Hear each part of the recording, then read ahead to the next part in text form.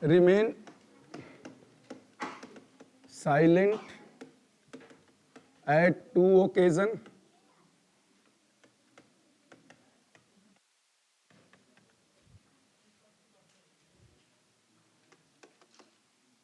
First, when no one, sorry, first when anyone do not understand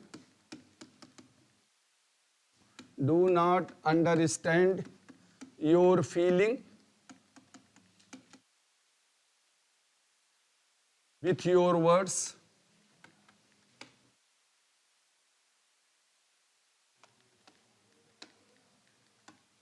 and second, when someone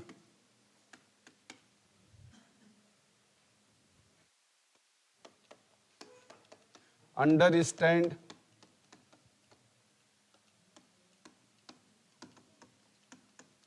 everything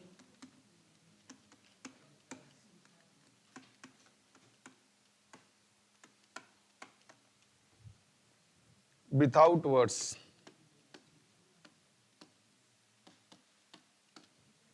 So remain silent at two occasions. First, when anyone do not understand your feeling with your words, and second, when someone understand everything without words. ये अब्दुल कलाम जी का है उनका जो thoughts है ना, एक compilation है thoughts का, तो उसमें से मिल गया था. तो remain silent at two occasion. First when anyone और समवन भी कर सकते हैं. Someone do not understand your feeling, हाँ, with your words, and second when someone understand everything without words. तो दो अवसरों पर शांत रहिए. हाँ, बिल्कुल सही बात है. दो अवसरों पर शांत रहिए. जब कोई व्यक्ति शब्दों के माध्यम से आपकी भावना को न समझे, जब कोई व्यक्ति शब्दों के माध्यम से आपकी भावना को न समझे, और दूसरा बिना शब्द के ही सब कुछ समझ जाए, और दूसरा बिना शब्द के ही सब कुछ समझ जाए. बिना शब्द के ही सब कुछ समझ जाए. चलिए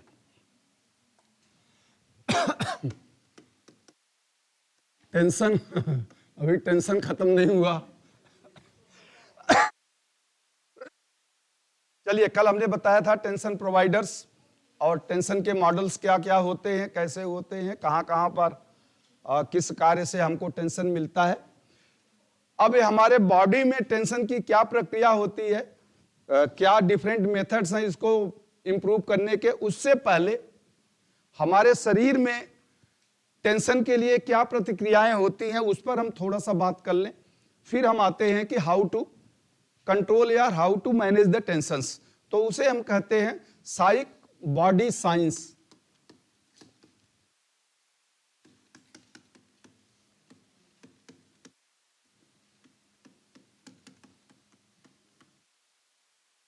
साइक बॉडी साइंस. साइक यानी मनो, बॉडी यानी शारीरिक, मनोशारीरिक विज्ञान. मनोशारीरिक विज्ञान. तो ये कहता है कि टू डिस्क्राइब, एक दो पॉइंट इसमें लिख लें फिर हम आगे चलते हैं. To describe the tension, to describe the tension properly, it is essential, it is essential to know psych body science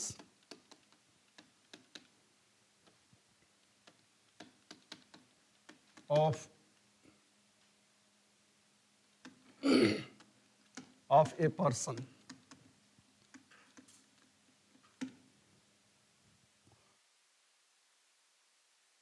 According to it,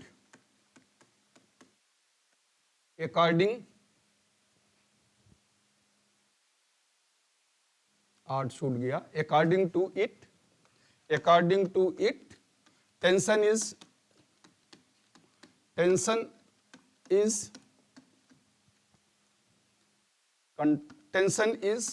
connected to both body and mind.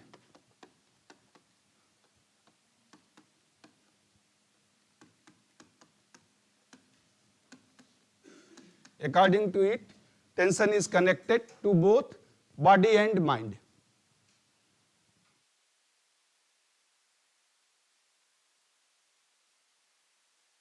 हो गया? लिख लो. To connected to both body and mind.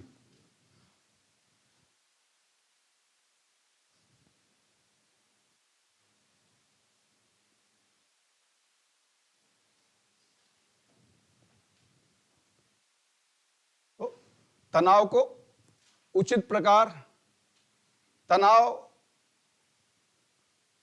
का विवरण उचित प्रकार समझने के लिए, तनाव का विवरण उचित प्रकार से समझने के लिए व्यक्ति के मनोशारीरिक विज्ञान, तनाव का विवरण उचित प्रकार से समझने के लिए व्यक्ति के मनोशारीरिक विज्ञान का ज्ञान आवश्यक है. व्यक्ति के मनोशारीरिक विज्ञान का ज्ञान आवश्यक है. ज्ञान आवश्यक है. इसके अनुसार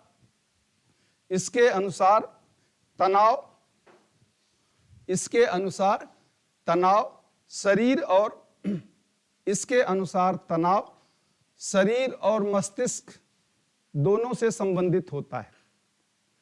इसके अनुसार तनाव शरीर और मस्तिष्क दोनों से संबंधित होता है. द माइंड, अब इसी में आप पैरा चेंज करके लिख लें.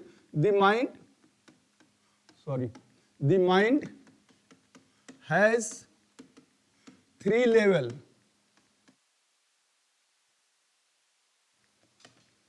यानी मस्तिष्क का 3 स्तर होता है, या सोचने का आप कह लें, या कार्य करने का 3 स्तर है. तो मस्तिष्क का 3 स्तर होता है. पहला होता है लोअर लेवल,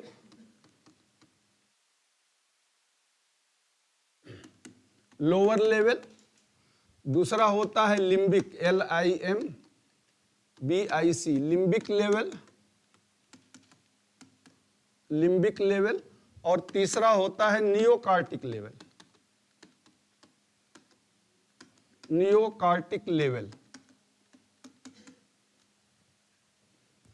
अब इसको आप हिंदी में भी वही लिख लें. लोअर का मतलब तो निचला स्तर, बट लिम्बिक का मतलब लिम्बिक ही लिख लें, क्योंकि इसका हितुद्ध हिंदी तो मुश्किल है. हाँ, लिम्बिक लेवल और नियोकार्टिक लेवल. तो पहला है लोअर लेवल, दूसरा है लिम्बिक लेवल, और तीसरा है लोअर. तो इसी दी फर्स्ट, इसे आप लिख सकते हैं कि first stage of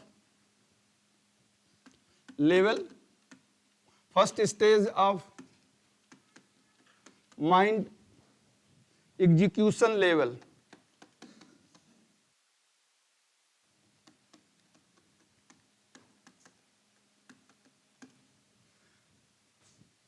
first stage of mind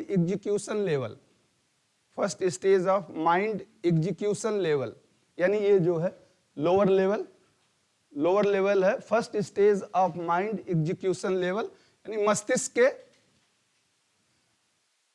की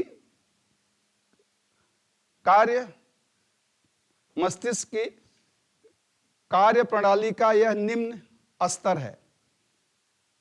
मस्तिष्क की कार्य प्रणाली का यह निम्न या ब्रैकेट में कर दें पहला स्तर है। मस्तिष्क की कार्य प्रणाली का यह पहला स्तर है और इट कंटेन्स, बस एक ज्यादा नहीं लिखेंगे, it contains mind stem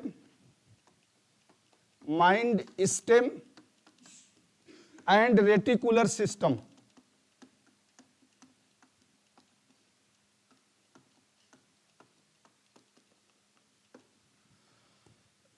it contain mind stem, यानी माइंड के सेल जो होते हैं उनको स्टेम्स बोलते हैं, एंड रेटिकुलर सिस्टम्स मैंने पहले कल भी बताया था आपको, जहां इंटरनल फीलिंग्स आते हैं, इंटरनल संवेदनाओं को जो कनेक्ट करता है उसे तो इसके अंतर्गत रेटिकुलर सिस्टम और मस्तिष्क के सेल आते हैं।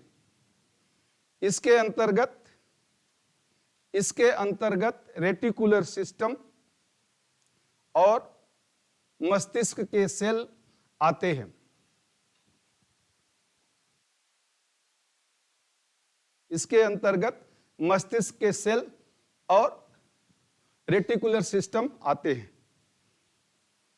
ठीक है, यानी जो मैंने आपको पहले भी बताया था कि जो बाह्य जगत की संवेदनाएं हैं वो तो ज्ञानेंद्रियों के माध्यम से जाती हैं, जिसे हम एक्सटर्नल स्टिमुलस कहते हैं, लेकिन जो आपके अंतर्मन में सोच, भावना, इमेजिनेशंस, कोई विचार, आइडियाज, जो भी आपके मन में उत्पन्न होता है उससे भी एक स्टिमुलस जनरेट होता है, एक इलेक्ट्रिकल इंपल्स जनरेट होता है और वो नर्व्स जाता है, रेटिकुलर सिस्टम उसे कलेक्ट करता है।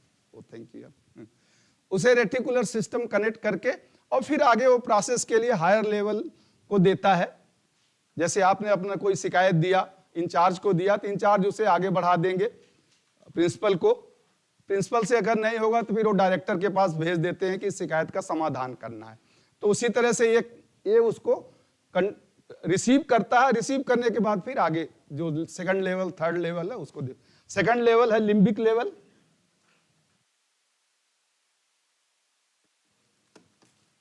लिम्बिक लेवल क्या होता है? It is the emotional control centre.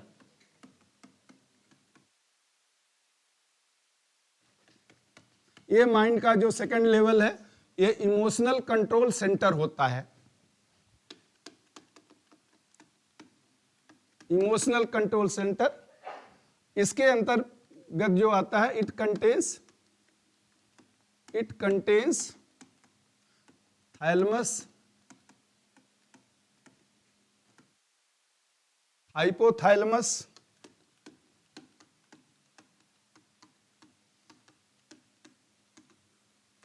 And pituitary gland.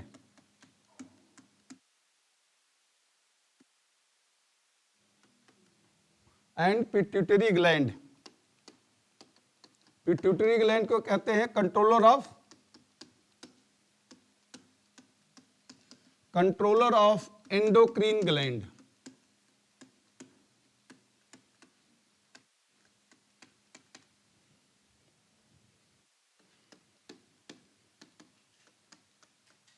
आप पहले इसको लिख लें हम। It controls the various body function.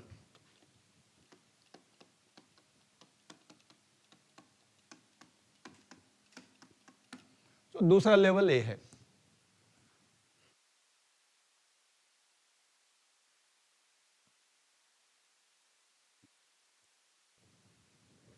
Limbic level, emotional control centre. It contains thalamus, hypothalamus and pituitary. ये 3 ग्लैंड्स हैं। 9 टोटल होते हैं एंडोक्रीन ग्लैंड, तो 3 ये हैं यहाँ पे, और बॉडी के दूसरे जगहों पर होते हैं ये। एंड पिट्यूटरी ग्लैंड इसके नाम है। पिट्यूटरी ग्लैंड जो है ये सभी एंडोक्रीन ग्लैंड को कंट्रोल करता है, इसलिए उसे कंट्रोलर कहते हैं, कंट्रोलर ऑफ एंडोक्रीन ग्लैंड। तो जितने भी हमारे बॉडी के normal balancing of the body, normal functioning of the body, awareness level, excitement level, ये सब इसके सिक्रीशन पर, इन्हीं एंडोक्रीन के सिक्रीशन पर डिपेंड करते हैं। जितने भी एंडोक्रीन हैं, ग्रंथियां हैं, इनके सिक्रीशन पर ये डिपेंड करते हैं, ठीक है। और ये बॉडी के वेरियस फंक्शंस को ये कंट्रोल करते हैं। आप हिंदी में इसको लिख लें कि ये आवेश नियंत्रण केंद्र होता है या भावना नियंत्रण केंद्र होता है, दोनों लिख दो, कोई एक लिख ले। ये आवेश नियंत्रण केंद्र होता है, इसमें एक ग्लैंड है, इसमें थैलेमस, हाइपोथैलेमस और पिट्यूटरी ग्लैंड स्थिर होते हैं। इसमें थैलेमस, हिंदी में लिख लें, थैलेमस, हाइपोथैलेमस और पिट्यूटरी ग्रंथियां स्थित होती हैं।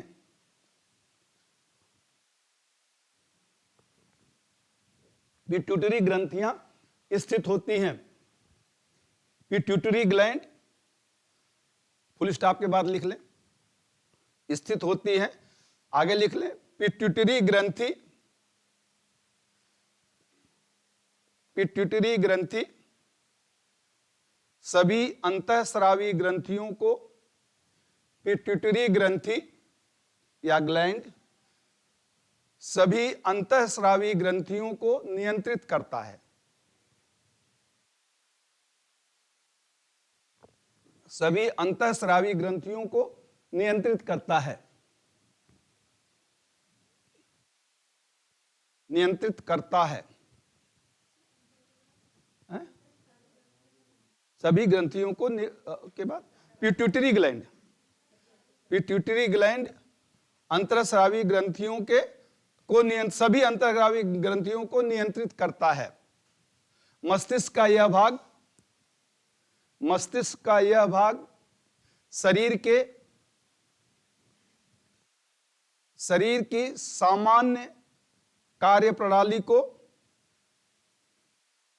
मस्तिष्क का यह भाग शरीर की सामान्य कार्य प्रणाली को बनाए रखता है, शरीर की सामान्य कार्य प्रणाली को बनाए रखता है। तीसरा हम आते हैं neocortex. It is highest level of mind. It is highest level of mind which analyze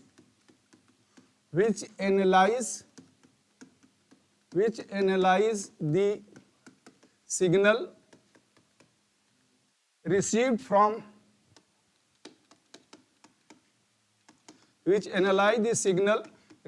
from sense organs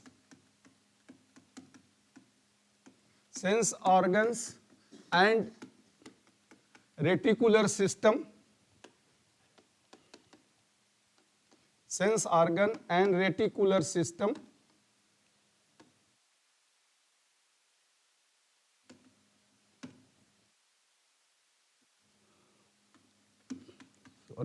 based on analysis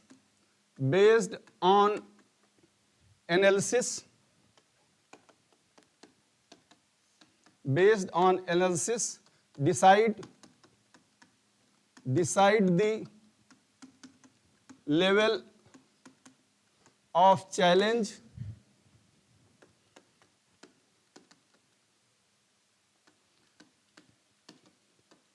and source of challenge.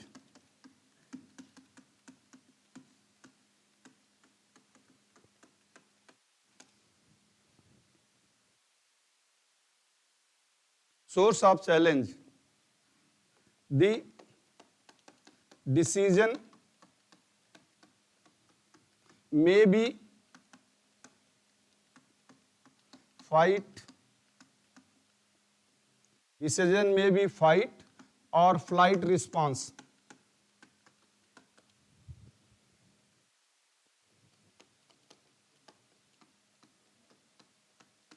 तो ये मेन है, हेड है, डायरेक्टर साहब यहाँ बैठते हैं, तो ये तीसरा लेवल है, ये मेन है, जहाँ से सिग्नल आएगा तो दूसरे लेवल से होकर फिर तीसरे लेवल पे जाता है।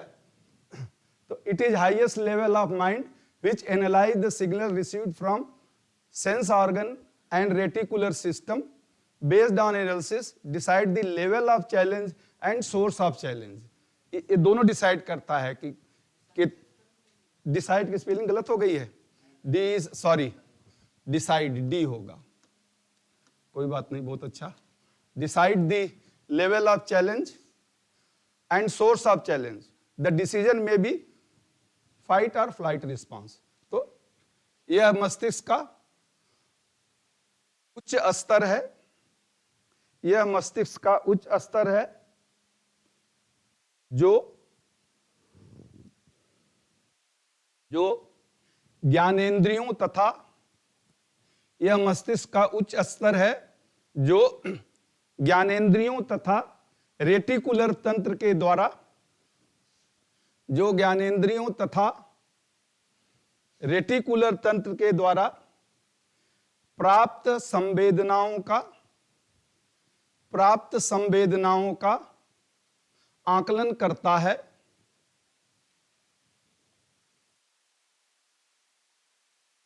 प्राप्त संवेदनाओं का आकलन करता है, आकलन करता है के बाद कामा कर दें, और इसके आधार पर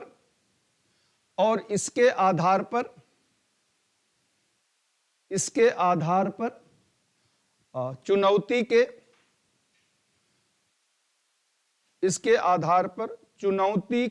स्तर का निर्धारण करता है, इसके आधार पर चुनौती के स्तर का निर्धारण करता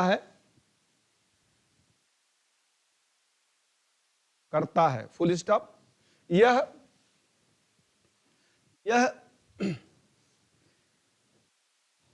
चुनौतियों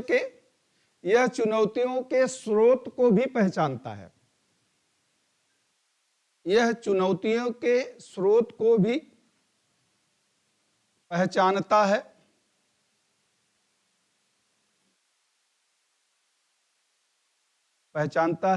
इसका निर्णय चुनौती का सामना करना या पलायन करना हो सकता है, इसका निर्णय चुनौती का सामना करना या पलायन करना। तो ये तीसरा लेवल जो है, ये जितने भी बाहर से और अंदर से जो भी आते हैं तो उसको एनालाइज करके ये बताता है कि ये कहां से सोर्स है और फिर क्या हमें करना है, क्या नहीं करना है, बॉडी में क्या रिस्पांस होगा, उसको ये डिसाइड करता है। चलिए अब टेंशन के समय एक्टिवेटिंग पार्ट्स क्या होते हैं? System activated by tension.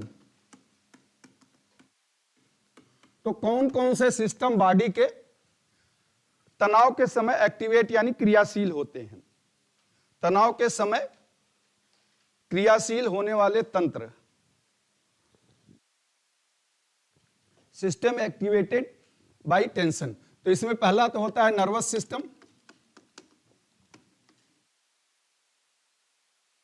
System, दूसरा होता है एंडोक्राइन सिस्टम,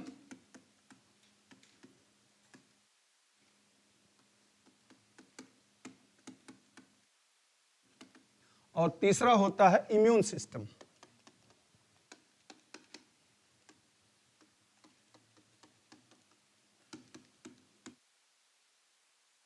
तो टेंशन की अवस्था में मस्तिष्क के ये तीन सिस्टम जो है ये क्रियाशील होते हैं। नर्वस सिस्टम, तंत्रिका तंत्र, नर्वस सिस्टम को कहते हैं तंत्रिका तंत्र। तंत्रिका तंत्र अंतःस्रावी तंत्र या ग्रंथ, अंतःस्रावी तंत्र और प्रतिरोधक तंत्र। इम्यून का मतलब प्रतिरोधक तंत्र। तो ये तीन, प्रतिरोधक तंत्र, तंत्रिका तंत्र और अंतःस्रावी तंत्र। तो ये तीन तंत्र जो बॉडी के हैं, चाहे वो किसी तरह का हो, रात में आप सो रहे हैं, अगर आपको मच्छर भी काट रहा है तब भी ये एक्टिवेट होते हैं, अब आपको पता नहीं चलता है।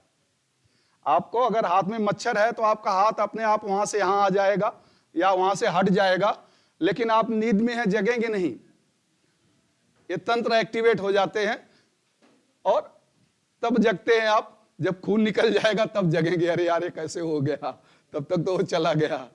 तो ये अपना काम करते रहते हैं। तो नर्वस सिस्टम जैसा कि आप जानते हैं, इट कंट्रोल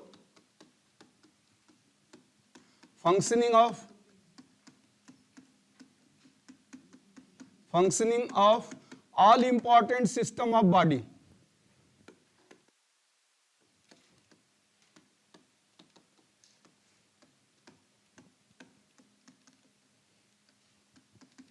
जितने भी बॉडी के इंपॉर्टेंट सिस्टम है, it control the functioning of all important system of body.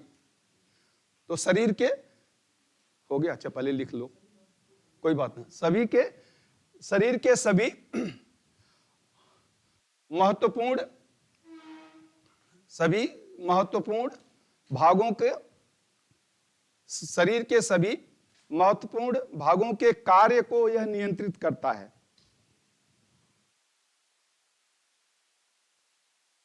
शरीर के सभी महत्वपूर्ण भागों के कार्य को यह नियंत्रित करता है।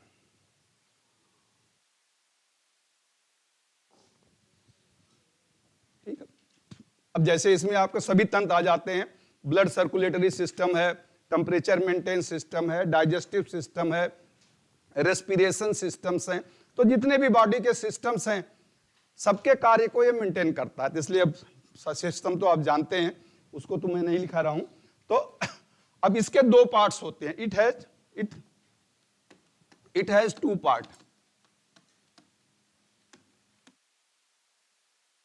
यानी नर्वस सिस्टम के दो भाग होते हैं। हो गया, मिटा दूं इसको। नर्वस सिस्टम के दो भाग होते हैं। पहला है सेंट्रल नर्वस सिस्टम। तो बायोलॉजी का क्लास हो गया भाई। कोई बात नहीं, कभी कभी आता है ये। थोड़ा जो बायोलॉजी नहीं पढ़े होंगे उन्हें भी पता चल जाएगा। सेंट्रल नर्वस सिस्टम, हाँ, तो सेंट्रल नर्वस सिस्टम में spine and mind comes under it.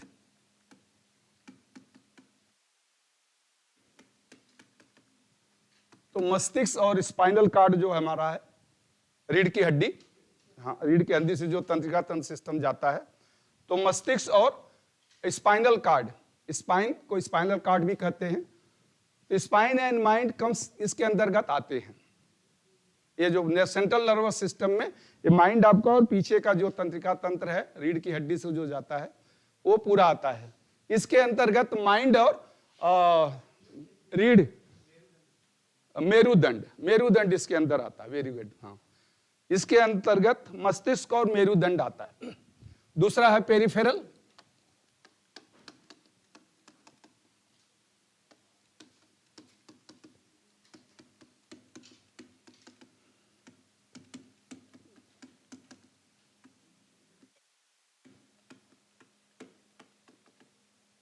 Peripheral परिधीय, पेरिफेरल का मतलब परिधीय कहते हैं, मतलब शरीर के हर भागों में और जाता है।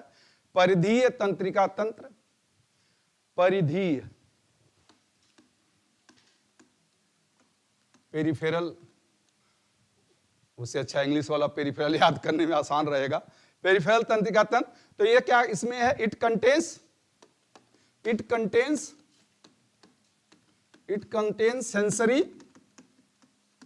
Sensory and motor nerves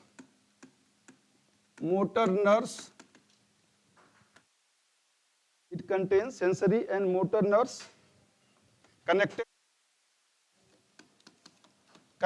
to all part of the body।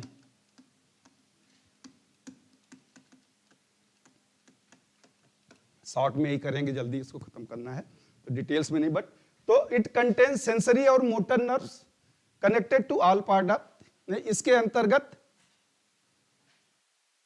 अंतर्गत सेंसरी और मोटर नर्व्स आते हैं। इसके अंतर्गत सेंसरी ही लिख लें, सेंसरी और मोटर मोटर नर्व्स आते हैं। सेंसरी और मोटर नर्व्स का होता है तंत्रिका तंतु, तो तंत्रिका तंतु की जगह नर्व्स ही लिख लें, आसान रहेगा। तो सेंसरी और मोटर नर्व्स आते हैं जो शरीर के सभी भाग से जुड़े रहते हैं, जो शरीर के सभी भाग से जुड़े रहते हैं।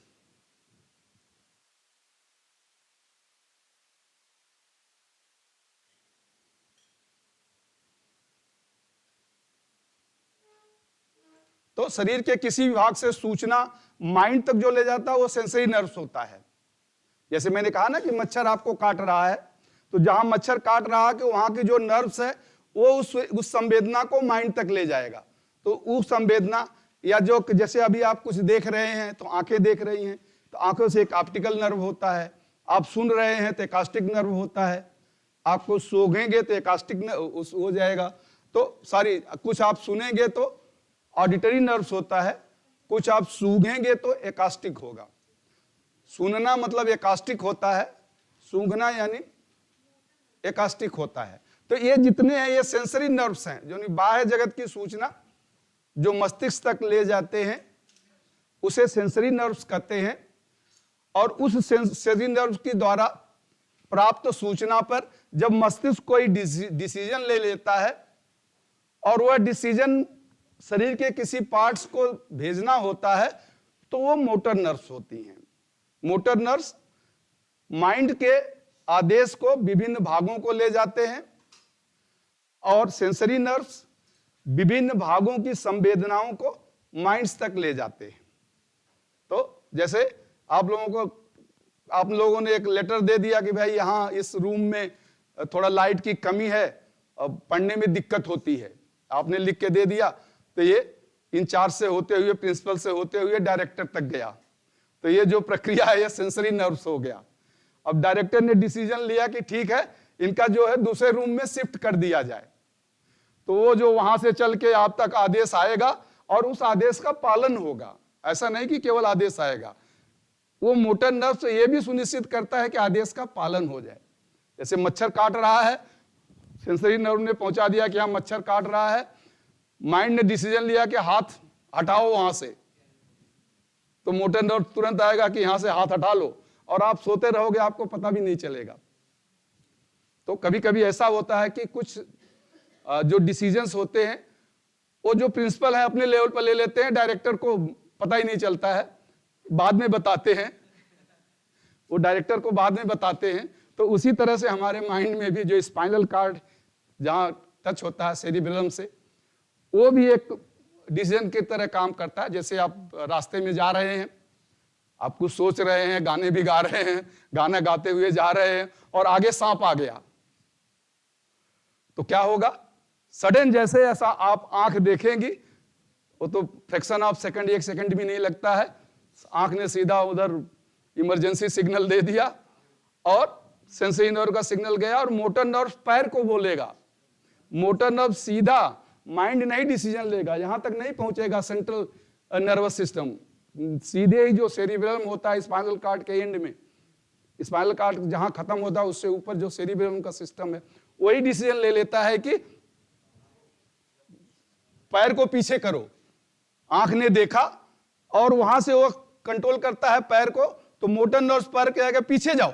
जब एक कदम आप पीछे जाओगे, अब माइंड सचेत हुआ, अरे यार क्या हो गया, अच्छा सांप गया, अब आप आराम से पीछे फिर जाने लगोगे।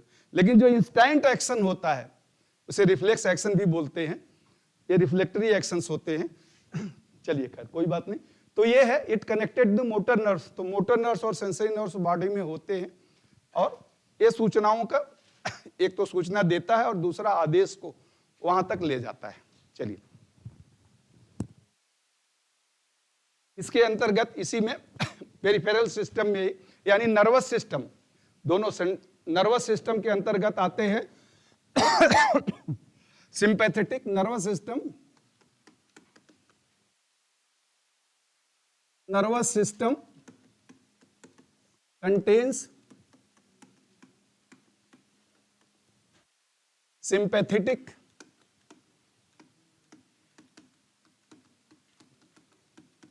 and parasympathetic,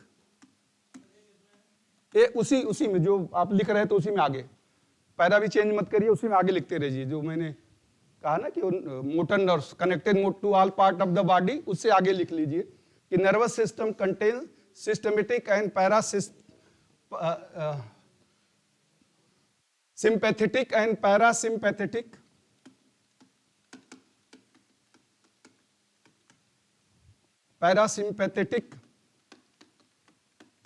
sensory system।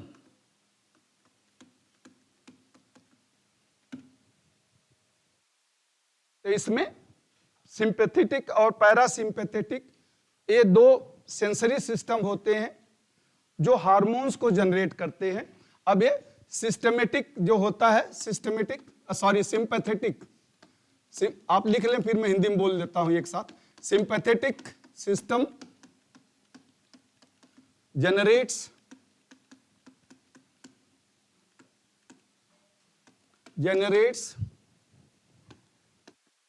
adrenaline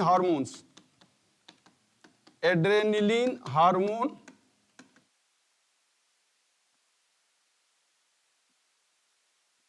अब आगे तो पता है कि एड्रेनलिन हार्मोन फाइट और फ्लाइट जो डिसाइड करता है, इसलिए बार बार उसको क्या लिखना। तो सिंपैथेटिक एंड दूसरा है parasympathetic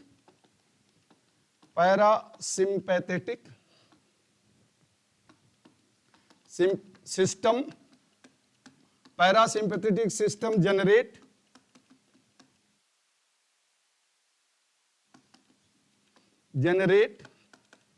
acetyl chloride, ACETYL, acetyl chloride, which helps in energy conservation। ऊपर मैं लिख देता हूं एनर्जी कंजर्वेशन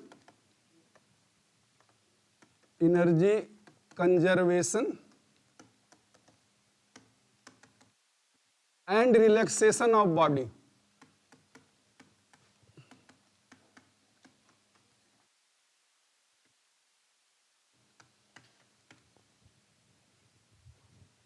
ये हार्मोन्स जनरेट होते हैं नर्वस सिस्टम में। जैसे ही हो गया, पूरा हो गया। ये है acetyl chloride which help in के बाद ऊपर आ जाइए, ये इनके बाद ये ऊपर यहां मैंने लिख दिया, पीछे दिखाई नहीं देगा इसलिए। Energy conservation and relaxation of the body, which helps in energy conservation and relaxation of the body, which helps in energy conservation and relaxation of the body। ये आपको इस एग्जाम में आए ही ना आए, लेकिन किसी कॉम्पिटिटिव एग्जाम में जाएंगे तो इससे एक आध प्रश्न जनरल नॉलेज का जरूर आता है। रेलवे में भी काफी मैंने देखा जनरल नॉलेज के एग्जाम में ये टेंशन और इसका आता है, इसलिए मैंने कहा चलो इस पर थोड़ा सा आपको एक जनरल नॉलेज का एक क्वेश्चन रहेगा। तो अब इसमें आप लिख लें कि नर्वस सिस्टम के अंतर्गत या तंत्रिका तंत्र, नर्वस सिस्टम या तंत्रिका तंत्र के अंतर्गत सिंपैथेटिक और पैरासिम्पैथेटिक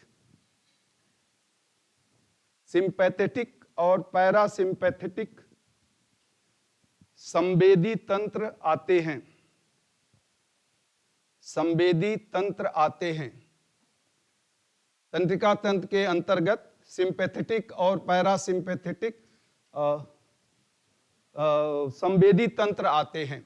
फुल स्टॉप के बाद सिंपैथेटिक तंत्र एड्रेनिल क्या होता है यार, एड्रेनेलिन सिंपैथेटिक तंत्र एड्रेनेलिन नामक हार्मोन को स्रावित करता है, जो तनाव की स्थिति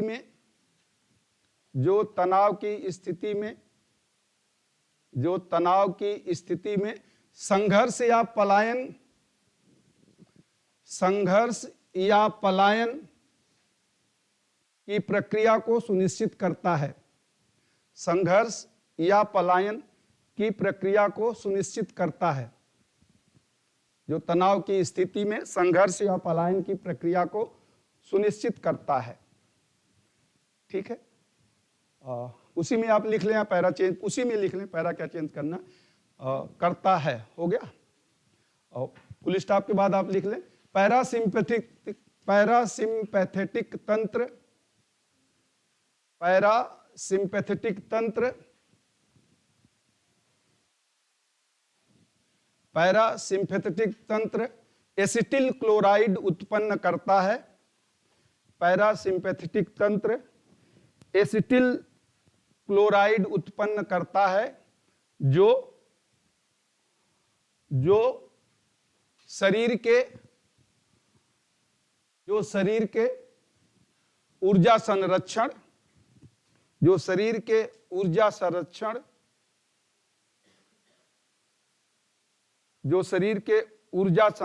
और शिथिलीकरण, रिलैक्सेशन और शिथिलीकरण में सहायता करता है, जो शरीर के ऊर्जा संरक्षण और शिथिलीकरण में सहायता करता है।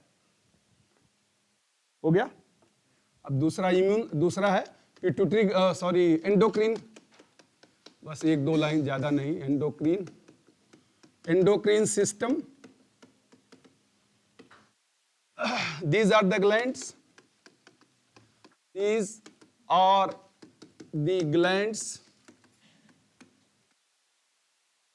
located at different part of the body located at different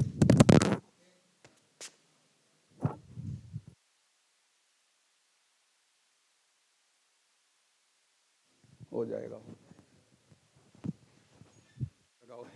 दिखाई नहीं दे रहा, सॉरी ये पैर से दब जाता है, कोई बात नहीं। Located at different part of the body,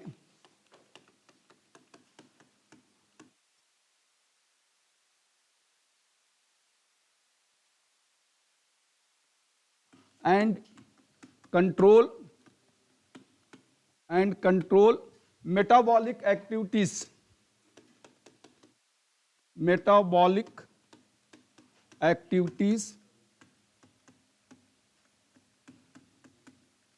of body, and control metabolic activities of body. It also indirectly help the nervous system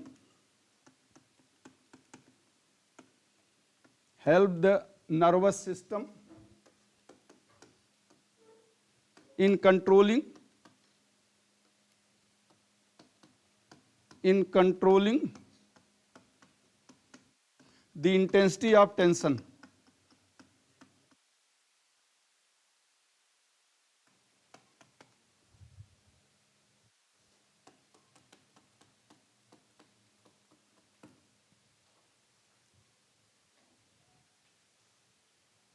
These are the glands located at different parts of the body and control metabolic activities of body.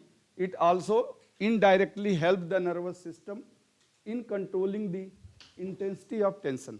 हो गया? हिंदी में आप लिख लीजिए। यह ग्रंथियां शरीर के अनेक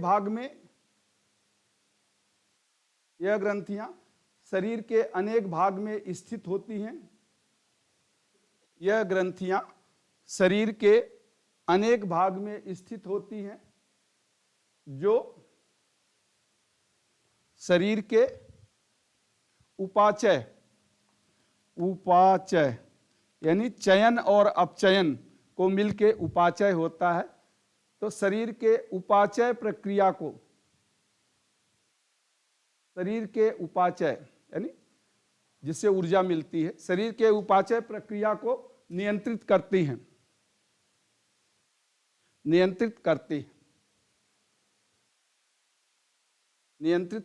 यह फुल स्टॉप के बाद लिख लें, यह परोक्ष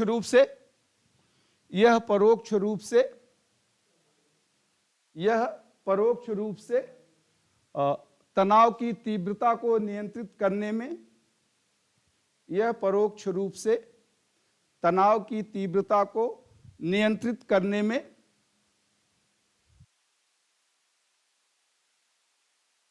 तंत्रिका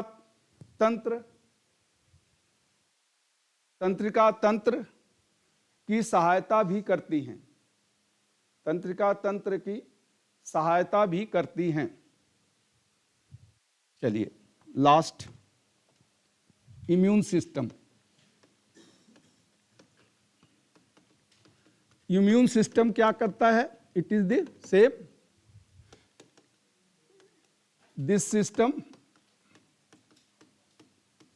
system along with endocrine system, endocrine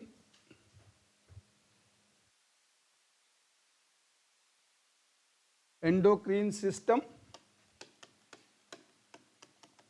helps in metabolic activities,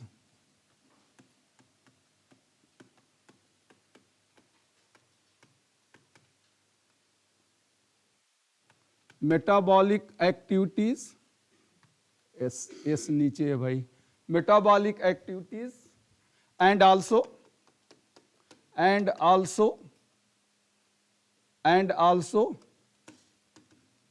prepare the body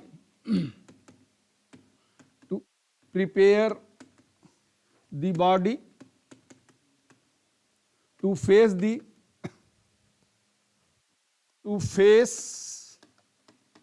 the challenges as well as repair the damage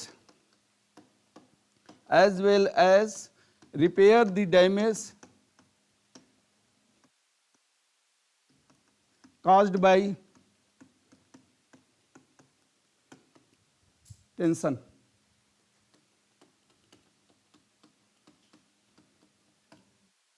ये इसका काम है मेन। इम्यून सिस्टम यानी WBC जो आपके ब्लड में होते हैं, RBC, WBC, प्लेटलेट्स, तो ये इनका इम्यून सिस्टम यही है, जितने भी ब्लड के अंदर ये होते हैं, ये काम करते हैं। This system along with endocrine system helps in metabolic activities and also prepare the body to face, C है ये, to face the challenges as well as repair the damage caused by the system। तो इसमें आप लिख लें, यह तंत्र उपाचय प्रक्रियाओं में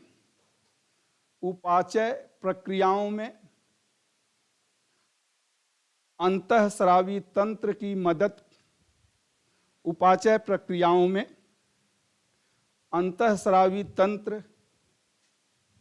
की मदद करने के साथ साथ शरीर को चुनौतियों का सामना करने के लिए तैयार करता है। शरीर को चुनौतियों का सामना करने के लिए तैयार करता है तथा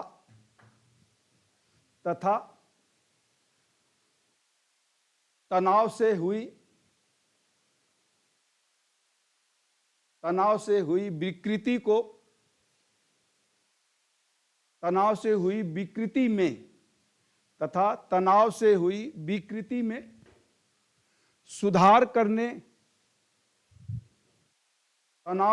विकृति में सुधार करने में सहायता करता है। तो ये इम्यून सिस्टम का काम है। चलिए, अब जब कोई भी टेंशन आता है तो ये तीनों सिस्टम का 3 काम होता है। मतलब इमीडिएट इफेक्ट, ये तीनों सिस्टम जो होते हैं, पहला तो इसका इमीडिएट इफेक्ट होता है।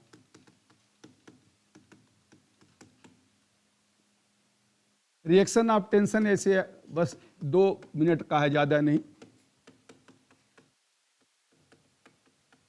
रिएक्शन ऑफ टेंशन यानी प्रतिक्रिया क्या होती है इस तंत्र पर, तो इमीडिएट रिएक्शन,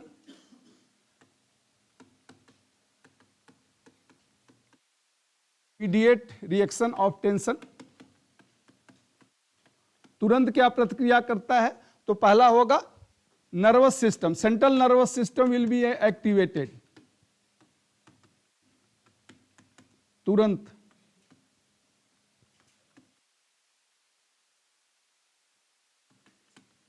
चाहे वो किसी तरह का हो, कोई तेज आवाज हो जाए, आप सड़क पे जा रहे होते हैं, बगल से कोई मोटरसाइकिल आपके एकदम सटा के तेजी से निकाल देता है, देखिए आप डर जाते हैं, तो वो भी एक सडन एक्शंस होते हैं। चाहे किसी तरह का कोई हो तो नर्वस सिस्टम तुरंत एक्टिवेट यानी क्रियाशील हो जाता है। पहला नर्वस सिस्टम एक्टिवेट हो जाता है, और दूसरा इससे एक दो हार्मोन जनरेट होते हैं जिसे हम कहते हैं epinephrine, epinephrine and non epinephrine.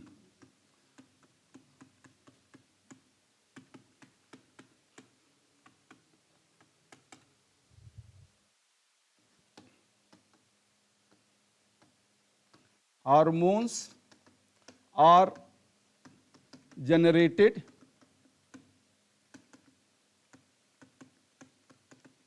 which alert the related system। ये दो कार्य होता है, और यह कार्य, ये दोनों कार्य कंप्लीटेड विथ इन 2 सेकेंड।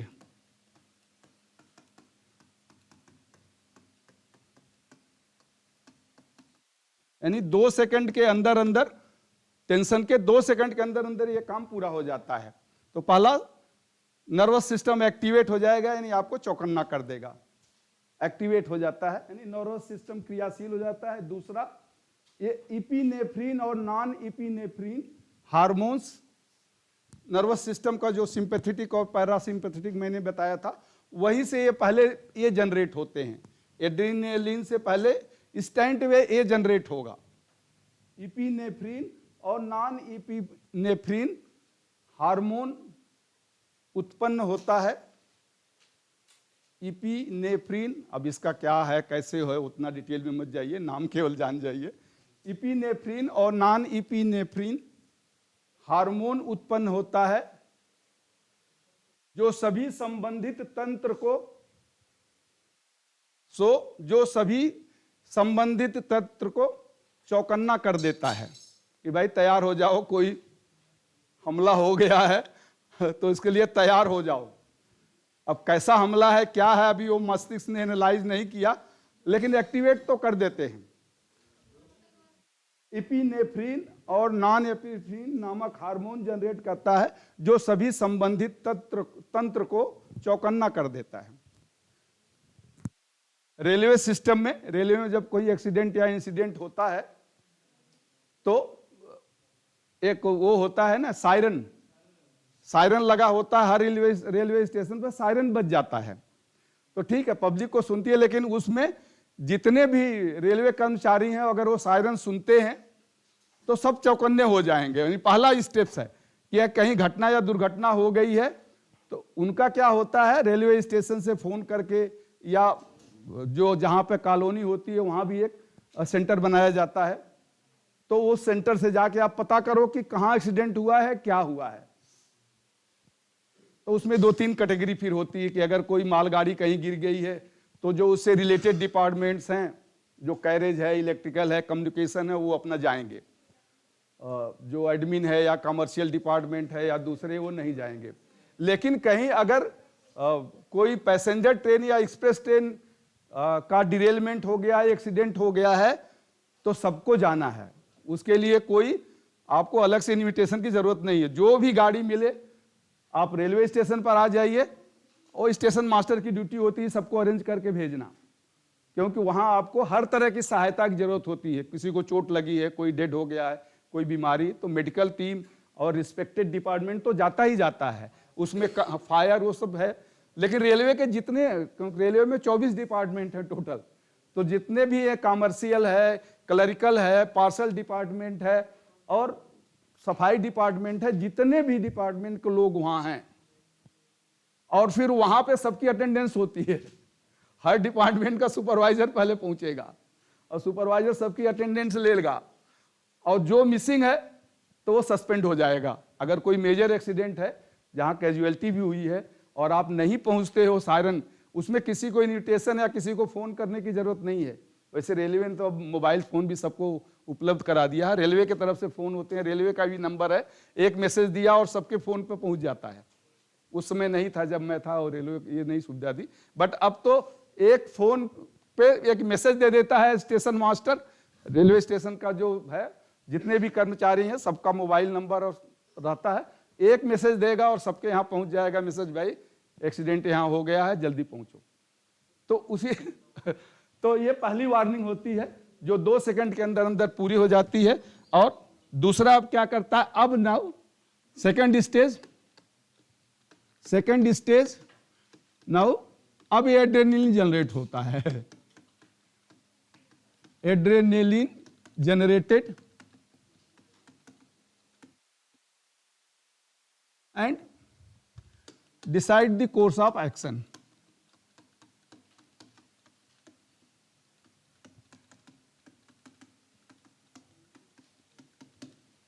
अब ए विथिन 20 सेकेंड,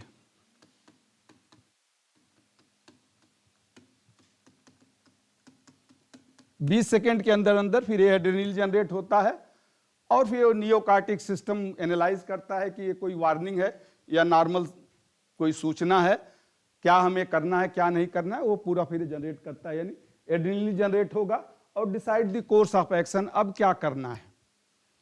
और तीसरा होता है long, third stage is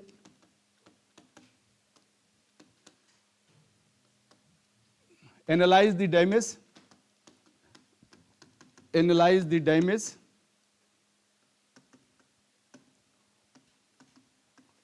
and try to repair it. Immune system सब मिलके से ट्राई टू रिपेयर इट। ये है 24 आवर्स। आप शांत हो गए लेकिन अंदर की प्रक्रिया वो चलती रहती है, कोई सडन निकल गया, कुछ हो गया। तो अब ये तीसरा स्टेज होता है कि जो भी शरीर में अगर कोई डैमेज हुआ है, कोई क्षति हुई है, तो उसका आकलन करता है और उसे दूर करने की कोशिश करता है। शरीर की क्षति का आकलन करता है और उसे दूर करने की कोशिश करता है, और उसे दूर करने की कोशिश करता है कि कैसे उसको दूर किया जाएगा, क्या क्या उसमें कमियां हैं वो। तो चलिए, मैं 1.5 घंटे हो गया यार, मैं तो आधा घंटे सोच रहा था। तो ये तो आपका टेंशन का प्रक्रिया थोड़ा लंबा हो गया, खैर चलिए कोई नहीं, दिस फॉर के जनरल इंफॉर्मेशन।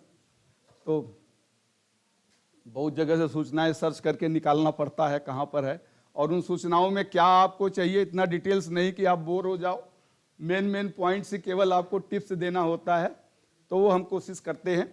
चलिए अब हम लास्ट टेंशन का आते हैं, तीसरा, मतलब how to manage the tension are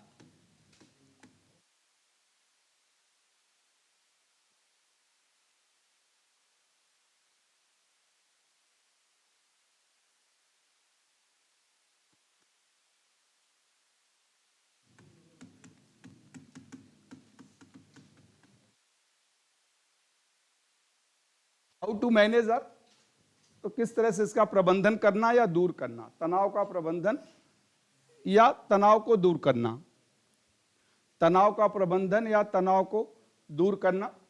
तो क्या इसमें तरीके हो सकते हैं? तो सबसे बेस्ट है साइकोलॉजिकल, खुद अपने से आप सोचें और करें, वो सबसे बेस्ट है। तो इसके कुछ तरीके हम देते हैं। टोटल, पहला है total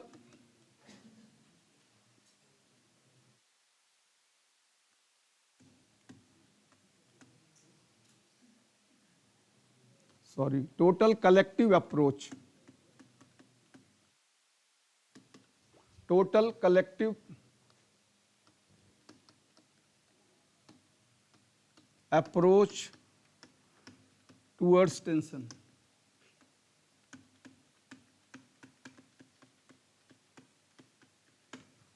total collective approach toward tension, तो पहला हम ये डिस्कस करेंगे। दूसरा है how to minimise frequency of tension,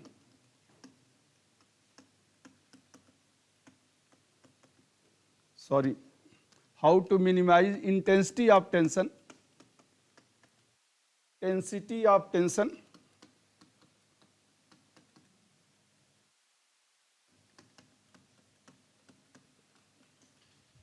तीसरा है how to minimize frequency of tension,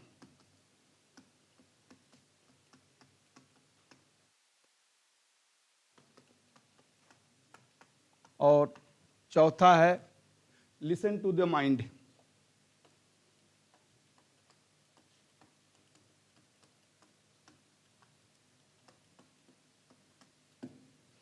ये चार तरीके होते हैं जिससे आप अपने टेंशन को दूर कर सकते हैं। पहला होता है total collective approach towards tension, यानी तनाव के प्रति एक समग्र पहल, तनाव के प्रति एक समग्र पहल, टोटल कलेक्टिव अप्रोच, तनाव के प्रति एक समग्र पहल। दूसरा है how to minimise intensity of tension, यानी तीव्रता, तनाव की तीव्रता को कम करने का तरीका, तनाव की तीव्रता को कम करने का तरीका। और तीसरा है तनाव की बारंबारता को कम करने का तरीका, मतलब बार बार आ रहा है तो तनाव की बारंबारता को कम करने का तरीका, फ्रीक्वेंसी। और चौथा लिसन टू द माइंड, यानी अपने मन की सुनना, अंतरात्मा की आवाज, अंदर की आवाज, या मन की सुनना, मस्तिष्क की सुनना, मन की सुनना। चलिए बस इसमें थोड़ा थोड़ा पहला हम आते हैं collective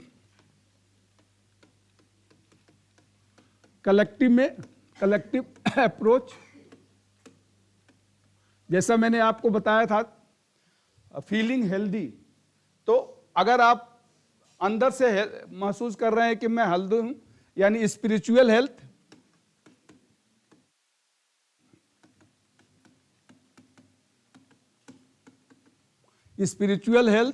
emotional health,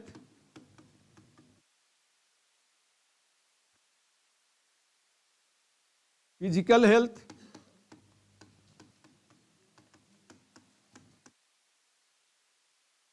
and mental health.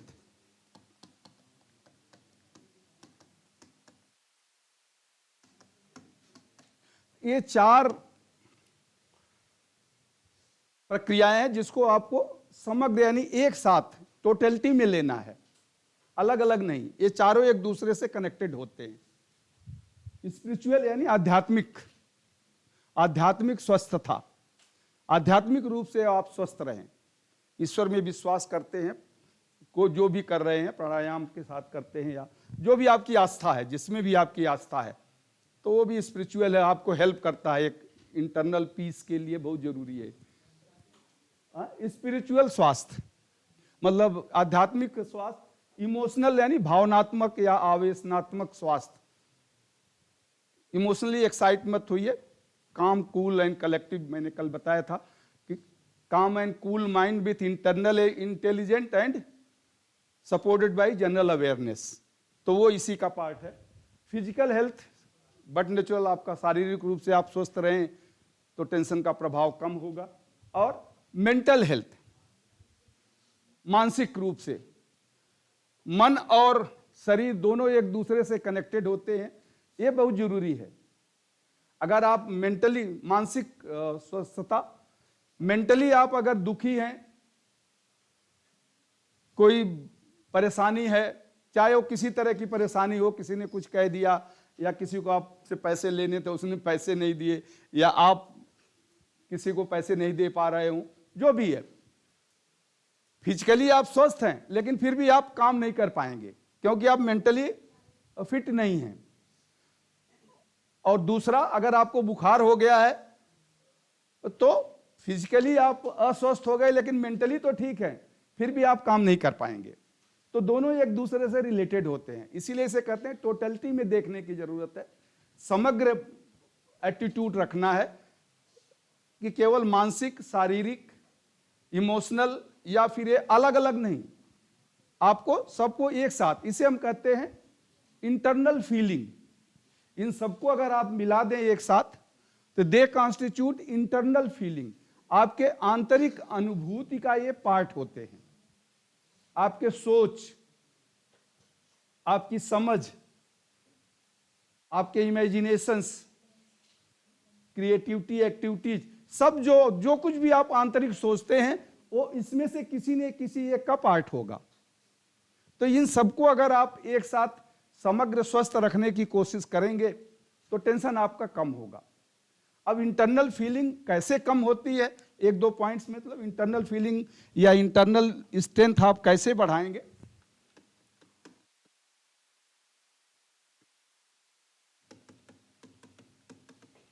ये कुछ फैक्टर्स हैं जो डिपेंड करते हैं या जो आपको प्रभावित करते हैं, ये इंटरनल होते हैं। जैसे आपका सक्सेस, सफलता या असफलता, सक्सेस एंड अनसक्सेस, यानी सक्सेस ऑब्लिक अनसक्सेस,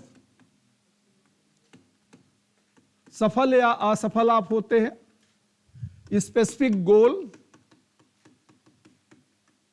आपका लक्ष्य क्या है, आप उसे पूरा कर पाते हैं। Solution of problem,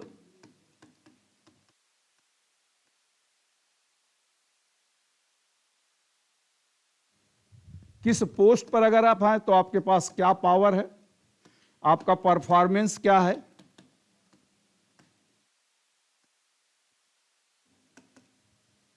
personality, power, personality, performance and personality and cooperation, coordination.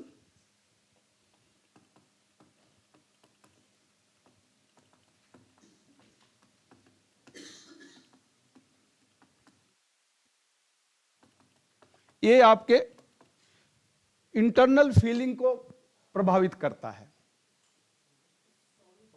अब पहला है सक्सेस ऑब्लिक अनसक्सेस, यानी सफलता और असफलता। दूसरा है स्पेसिफिक गोल, यानी आपका विशिष्ट लक्ष्य है या नहीं है। अगर लक्ष्य ही नहीं है तो फिर कोई टेंशन ही नहीं है। Solution of problem, sorry BLEM, solution of problem, समस्याओं का समाधान करने में सक्षम है या आप नहीं हैं, या उसी में उलझे रहते हैं, समस्याओं में ही आप उलझे रहते हैं, उससे बाहर ही नहीं निकल पाते हैं। जिसे हम कहते हैं प्रोसेस ओरिएंटेड और रिजल्ट ओरिएंटेड, आप प्रक्रिया में ही उलझे हैं या परिणाम प्राप्त करना चाहते हैं। तो ये भी इनर फीलिंग को आपको प्रभावित करता है। आप अगर कहीं काम कर रहे हैं तो उसके लिए है कि आपका पद क्या है, पोस्ट क्या है, अथॉरिटी क्या है, रिस्पॉन्सिबिलिटीज क्या है, ये सब इसमें आ जाता है। अब कार्यकुशलता, व्यक्तित्व, तो व्यक्तित्व क्या होता है, व्यक्तित्व आपको पता है, आपकी एबिलिटी सॉरी आपका एटीट्यूड, आपका बिहेवियर, आपका कैरेक्टर, तीन चीज मेन होता है। तो व्यक्तित्व क्या है, ABC, attitude, behaviour and character. ये तीनों आप में है, कितना है, किस लेवल में है, कैसा है, वो सब व्यक्तित्व को दर्शाता है। और ये सहयोग और समन्वय, कितना आप सहयोग दूसरे को देते हैं, दूसरे से लेते हैं, ये सहयोग और समन्वय, ये टोटलिटी है। अगर ये सब आप में है तो आप स्पिरिचुअल, फिजिकल, इमोशनल और मेंटल रूप से स्वस्थ रहेंगे, तो टेंशन कम होगा। समस्याएं तो सबके साथ हैं, किसके साथ समस्याएं नहीं हैं भाई। आपका जो ECG होता है वो भी देखिए ऊपर नीचे जाता है, ऊपर नीचे जब जाता है तो इसका मतलब आप जीवित हैं। अगर वो भी समस्या रहित हो जाए, एकदम एक स्ट्रेट लाइन में आ जाए कि मतलब समस्या ही नहीं है आपके साथ, सब समस्याएं खत्म हो गई तो समस्या तो मनुष्य के दैनिक जीवन का, या आप कहें कि उसके जीवन परिचर्चा का एक पार्ट है। तो समस्या का समाधान तो होना चाहिए। तो आप समस्या का समाधान कैसे करते हैं, किस तरह, कितना, क्या टेंशन आप लेते हैं। और समस्या ऐसी कोई नहीं जिसका समाधान ना हो, लेकिन हमें उसको सोचना चाहिए किस तरह हम समाधान करेंगे। चलिए इसमें आप समस्याओं के हाउ टू सॉल्व इट, ये जो प्रॉब्लम्स है हाउ टू सॉल्व इट, इसके लिए थोड़ा सा हाउ टू सॉल्व, ये भी सॉल्यूशन ही था एक तरह से, बट हाउ टू सॉल्व। तो वर्क, स्ट्रेटजी फॉर वर्क, मैं बस एक ही लाइन में इसको एक्सप्लेन करूंगा, कम से कम आज हम इसको खत्म कर लें। स्ट्रेटजी फॉर वर्क यानी आपके कार्य की नीति क्या है, स्पष्ट नीति बनाइए, मुझे क्या करना है और कब कितने में मैं कर लूंगा। अगला टाइम मैनेजमेंट हम इसको डिस्कस करेंगे। तो एक स्पष्ट नीति कार्य होनी चाहिए, आपका होना चाहिए कि मुझे ये करना है, ऐसे करना है। यानी 3 चीज आप याद रखें, मुझे क्या करना है, क्यों करना है और कैसे करना है। What, why and how. इन 3 का उत्तर अगर मिल गया आपको तो टेंशन कभी नहीं होगा आपको। इस तीनों में आप फंस गए तो हमेशा टेंशन होगा। इन तीनों में अगर फंसे रहे तो हमेशा टेंशन होगा, इसलिए ये बहुत जरूरी है। इसके बाद clarity, clarity of goal and working. लक्ष्य बिल्कुल स्पष्ट हो कि 6 महीने, साल भर, 2 साल, 3 साल में क्या करना। क्लैरिटी ऑफ गोल है तो टेंशन नहीं होगा। सफलता तो बीच में आती जाती रहेंगी, कोई दिक्कत नहीं है, लेकिन आपका लक्ष्य है कि मुझे प्राप्त करना है तो आप जरूर प्राप्त कर लेंगे। क्रिएटिविटी, क्रिएटिव, सृजनात्मकता, ये कोई भी कोई आप, ये बहुत जरूरी है कि कोई ना कोई आप हैबिट एक बनाएं, एक सकारात्मक कोई आदत का निर्माण करें। जैसे लोग कहते हैं गार्डनिंग करना, किसी के साथ खेलना, बैडमिंटन खेलना, आना, हंसना, आजकल लाफिंग क्लब भी है, इसीलिए तो जो भी हैबिट्स है, एक कोई भी सिंपल, आप आपके यहाँ पर आप हैं तो कहीं आपने कोई फूल या कोई पौधा लगाया है, नहीं लगाया होगा। एक पौधा आप फूल का ही लगा दीजिए, उसको डेली कम से कम आप पानी तो दोगे। तो ये भी एक क्रिएटिव एक्टिविटीज है। बट वही है कि ये मेरा थोड़ा ना है, जहां अपना तो होता है वहां काम होता है, तो ये मेरा थोड़ा ना है। बट जितने दिन आप हो उतने दिन के लिए तो आप ही का रहेगा। तो क्रिएटिविटी होती है।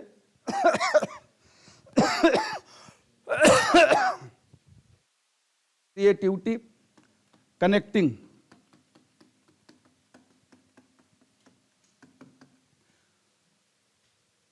Connecting to friend and family, अपने परिवार से, अपने मित्रों के साथ जुड़े रहें। Connecting to friend and family, मित्रों से, परिवार से, संबंधियों से, या जो आपके नियर एंड डियर हैं उनसे अलग न रहें। उनसे कहते हैं ना, जड़ से जुड़े रहें। कहावत होती है कि जड़ से आप जुड़े रहें तो आपके खुशी और दुख में दोनों जगह वो साथ होते हैं। तो कनेक्टिविटी है। Propagate the idea, propagate idea, विचारों को दें और विचारों को लें, दोनों है। ऐसा नहीं कि अपना ही विचार हमेशा देते रहें, दूसरा अगर कुछ कह रहा है अच्छा है तो उससे भी सहमत हूं। विचारों को देना और विचारों को देना। Think about others, think about others and help. वही बात आ जाएगी, किसकी सहायता करें। Think about others and help, दूसरे के बारे में सोचें और यदि हो सके तो सहायता करें।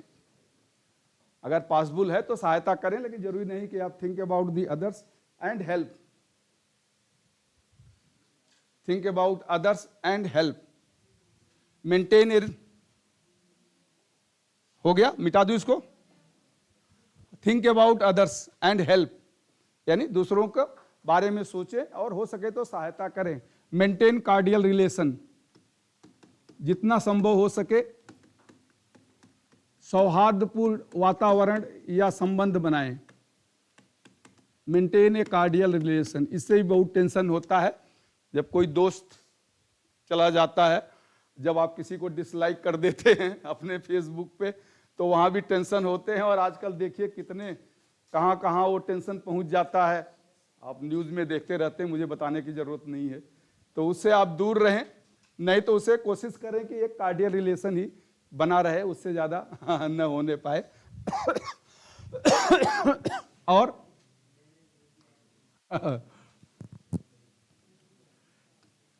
कनेक्टिविटी, ये तो खैर उसी का पार्ट है, बट चलिए कनेक्टिविटी आजकल ये है कि कितने ज़्यादा से ज़्यादा लोगों से जुड़ना, बट ऐसे लोगों से जुड़िए कि जो आपको हेल्प करें, सहायता करें।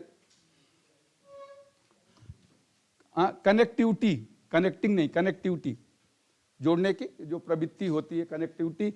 एंड डिस्ट्रॉइंग, क्या डिस्ट्रॉइंग करना है? निगेटिविटी, नकारात्मकता, निगेटिविटी, जेलसी,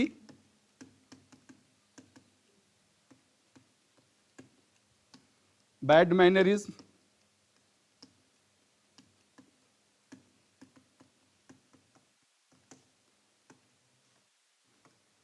क्रिटिसाइजिंग बिहेवियर। तो ये सब स्वयं के ऊपर है, अपने को आप सेल्फ मैनेज करें, अपनी प्रवृत्ति को आप इंप्रूव करें। तो डिस्ट्रॉइंग यानी इसको नष्ट करें आप, नकारात्मकता को। जेलसी यानी दूसरे से ईर्ष्या का स्वभाव जो होता है, जेलसी। बैड मैनर, बुरी आदत चाहे जो भी हो, अगर आप सिगरेट ही पीते हैं तो भी एक बुरी आदत है तो ठीक है। तो bad mannerism and criticising behaviour, आलोचनात्मक व्यवहार यानी हम कोई अच्छा कार्य कर रहा है तो उसके अच्छा कार्य की सराहना न करके उसमें गलतियां ढूंढने की कोशिश करते हैं। तो पहले जो उसने अच्छा किया उसको शाबाशी तो दे दो भाई, बाद में बता देना कि ये इसमें कमी है, बट जो अच्छा है उसकी अच्छाई को तो आप समझें, अच्छाई को समझने की कोशिश करें, तो उससे आपको भी टेंशन नहीं होगा। चलिए दूसरा हम आते हैं। दूसरा क्या है? Reducing the intensity of the tension. अब इंटेंसिटी ऑफ द टेंशन में फर्स्ट है, दूसरा में intensity, how to reduce the intensity of the tension में फर्स्ट है emotional intensity.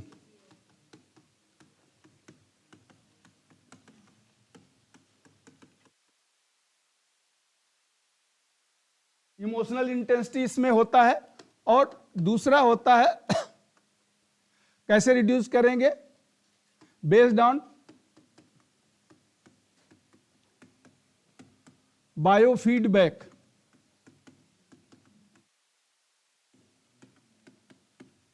Based on bio, ये दो तरीके होते हैं जिससे आप, यानी ये शरीर के लिए दोनों ही है। इमोशनल इंटेंसिटी यानी आपके आवेशनात्मक तीव्रता को, भावनात्मक तीव्रता को कैसे कम करें वो भी जरूरी होता है। और दूसरा जो बायोफीडबैक, यानी आपके शरीर कोई आपने टेस्ट कराया, अगर कुछ खराबी है तो फिर आप दवा लेते हो, या कोई बीमारी है तो दवा लेते हैं, तो उसे हम कहते हैं बायोफीडबैक, यानी जैविक प्रतिपुष्टि। बायोफीडबैक को कहते हैं जैविक प्रतिपुष्टि। तो जैविक प्रतिपुष्टि के आधार पर आप करते हैं। इसमें आप पहले में कुछ पॉइंट्स हैं, जैसे कंसंट्रेशन, कैसे आप योगा करिए, ध्यान लगाइए, 5-10 मिनट डेली शांत रहने की कोशिश करिए, किसी से नहीं बोलना है। आप समय निकाल लीजिए कि 10 मिनट में कम से कम किसी से नहीं बोलूंगा, तो 10 मिनट वो अपने लिए बिल्कुल शांत, लेकिन उस समय सोचिए भी मत, एकदम शांत रहिए। तो कंसंट्रेशन भी एक बहुत अच्छा एक्सरसाइज होता है।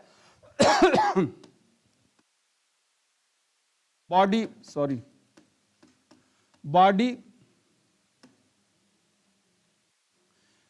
चेंजिंग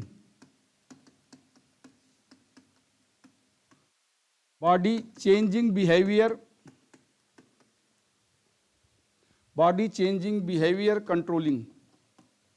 अगर आपके शरीर के में, यानी शारीरिक व्यवहार में जो परिवर्तन हो रहा है उसको नियंत्रण करना, शारीरिक व्यवहार में जो परिवर्तन हो रहा है उसको नियंत्रित करना। आप घूमने नहीं निकलते हैं, जाते नहीं हैं, कम करते हैं, तो जो ये किसी दूसरे से नहीं, अपने उपने आ है। ट्रेनिंग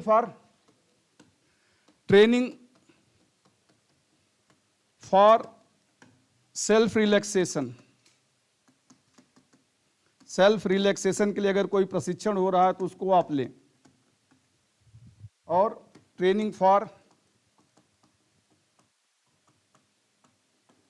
नर्वस रिलैक्सेशन, अलग अलग तरह की ट्रेनिंग होती हैं, कैंप्स लगते हैं। आप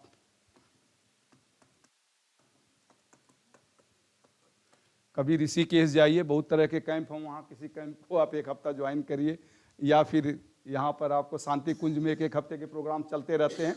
तो ट्रेनिंग फॉर सेल्फ रिलैक्सेशन यानी स्वयं को शिथिल करने के लिए और नर्वस सिस्टम के शिथिल के लिए होता है।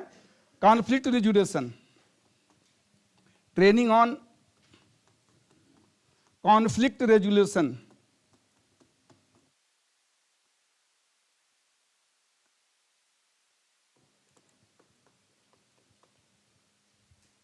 Conflict resolution, training on conflict resolution.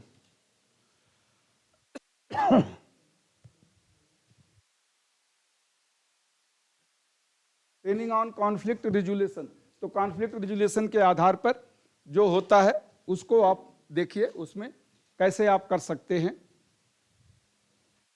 दूसरा इसमें बी पार्ट बॉडी एक्सरसाइज। पहला है मतलब बॉडी के लिए आप क्या कर सकते हैं, बॉडी जिसे हम कहते हैं बॉडी कंडीशनिंग, शरीर का बॉडी कंडीशनिंग। तो बॉडी एक्सरसाइज, इसमें बॉडी एक्सरसाइज अलग तरह की होती हैं। Body exercise, muscles controlling exercise,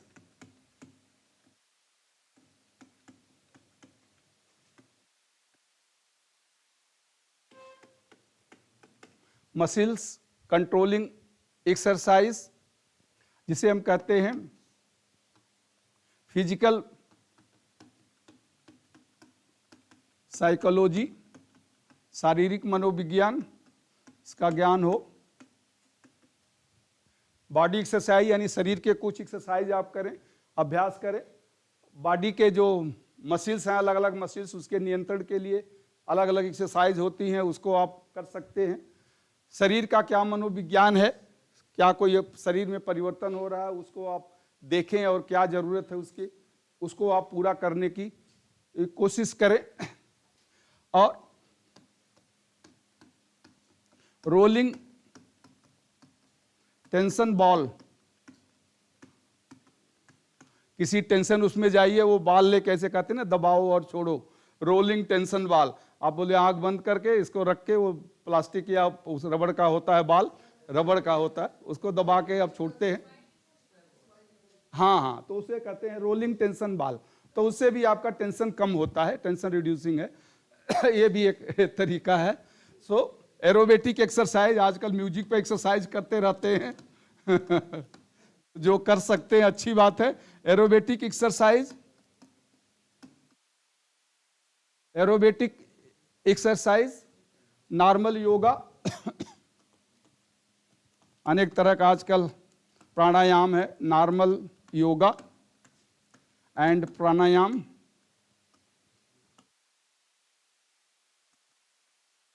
तो अलग अलग तरह के नॉर्मल योगा किताबें भी आती हैं, वो आती हैं, उसको आप जरूर करिए। थोड़ी एक्सरसाइज तो सबको करना चाहिए, आधा घंटे 15 मिनट 20 मिनट सुबह जो भी होता है उसको आप एक्सरसाइज तो जरूर करें। तो relaxation technique, relaxation technique,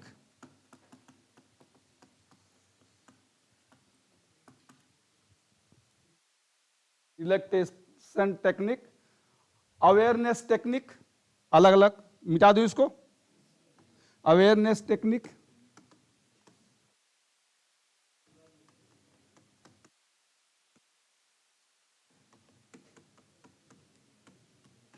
awareness technique भी अलग अलग, वो भी योगा का ही एक पार्ट है। किस तरह से आप जागरूक रहें, अपने को अवेयरनेस रहें, शांत रहें। तो काम एंड कूल जिसे कहते हैं कि शांत मन किस तरह से करना है, तो उसे हम कहते हैं अवेयरनेस टेक्निक, या इसके साथ साथ एक आती है कंडीशनिंग टेक्निक, माइंड कंडीशनिंग या इसे कंडीशनिंग भी कहते हैं। कंडीशनिंग टेक्निक जिसमें मन को शांत करना होता है। हाँ, मेडिटेशन भी उसी का पार्ट है। मेडिटेशन चलो लिख लो भाई, कौन सा मेडिटेशन, तेरा तुझको अर्पण, आपने कहा आप लिख लो। तो मेडिटेशन में भी आप कर सकते हैं। तो इसमें और भी है, जैसे मेन चीज होता है कि आप रिएक्ट मत करिए। अगर जनरल केस में सिंपल सी है कि पॉजिटिव इनिशिएशन, ये दोनों को नुकसान पहुंचाता है। कुछ भी काम ठीक है मैं कर दूंगा, कर लूंगा, ये हम चौथे पॉइंट में आएंगे तो उसमें हम डिस्कस करेंगे। पॉजिटिव इनिशिएशन, एक सकारात्मक शुरुआत करिए, नॉट रिएक्टिव बट एक्टिव। न मतलब कभी प्रतिक्रिया मत करिए, कार्य करने की कोशिश करिए, नॉट रिएक्टिव बट एक्टिव। अगर आप कर भी नहीं सकते तो उस समय कि मैं तो नहीं करूंगा, जनरली ऐसा होता है घर में बच्चे, अरे मैं नहीं करता हूं, तो फिर उसमें आपका भी टेंशन बढ़ता है, जो जिसने कहा उसका भी टेंशन बढ़ेगा। अगर आपने कह दिया अच्छा मैं कर दूंगा, चाहे भले आप दिन भर में न कहिए, तो उस समय तो चले जाएंगे और टेंशन नहीं होगा। तो इसलिए रिएक्टिव एटीट्यूड।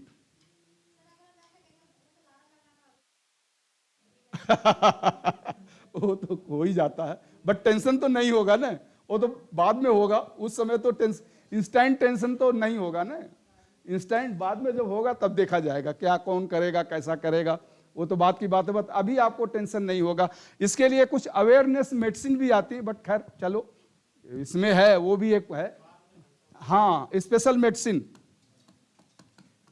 बट ये डॉक्टर की सलाह से लेना भाई, अगर कभी कोई लेना हो, ये मत कहो कि इन्होंने कहा था मेडिसिन लेने के लिए।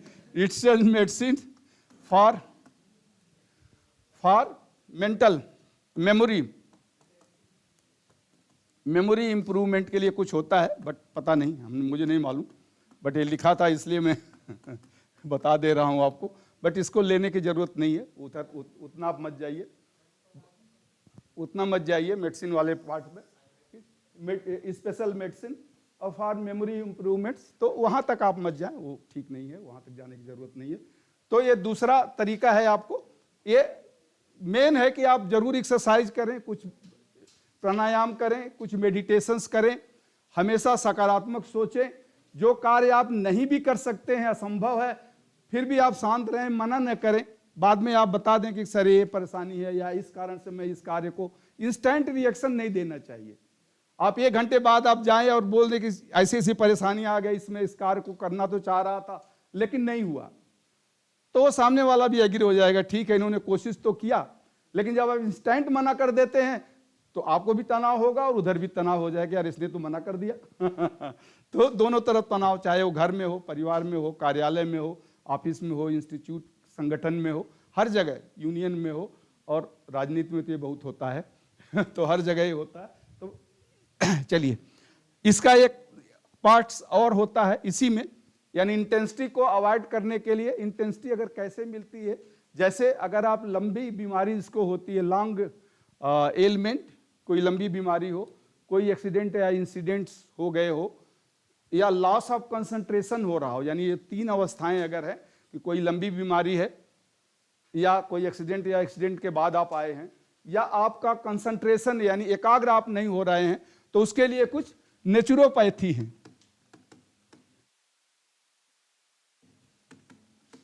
नेचुरोपैथी में कलर थेरेपी होता है।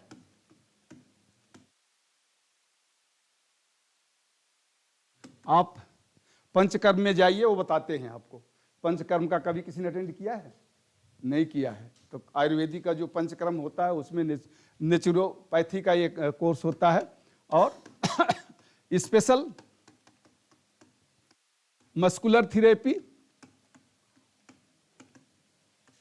अलग अलग मांसपेशियों के लिए वो करते हैं। होम्योपैथी भी इसी में आता है, ये भी नेचुरोपैथी का ही पार्ट है, होम्योपैथी। एक्यूपंक्चर,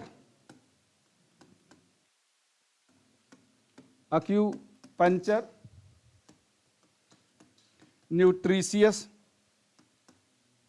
डाइट भी इसी का पार्ट है नेचुरोपैथी का। एंड नेचुरल रिसोर्सेस,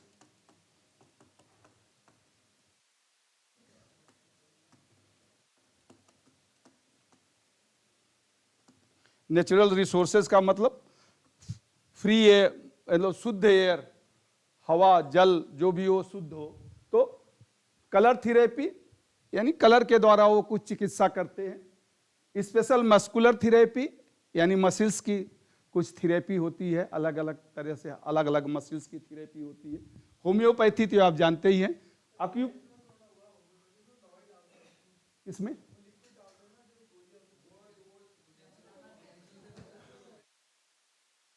किसमें किसमें होम्योपैथी में? अच्छा चलिए ठीक है, कोई होम्योपैथिक, हाँ नेचुरल तो कुछ न कुछ तो आजकल सब बायो होम्यो भी हो गया है। एक्यूपंचर, एक्यूपंचर की भी अलग अलग वो प्रेशर के द्वारा वो ट्रीटमेंट्स होता है। और न्यूट्रिशियस डाइट यानी अच्छा भोजन, मतलब जो है पौष्टिक आहार जिसे कहते हैं, ये भी नेचुरोपैथी का पार्ट है। और शुद्ध जल मिले, शुद्ध हवा मिले, शुद्ध वातावरण रहे, ये भी एक नेचुरोपैथी का है। इससे भी कम होते हैं टेंशन्स। चलिए हम तीसरे पर आते हैं। तीसरा आपका है frequency.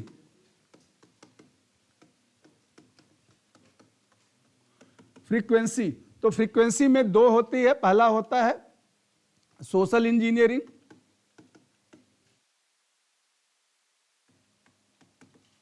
Social engineering, and second है personal engineering.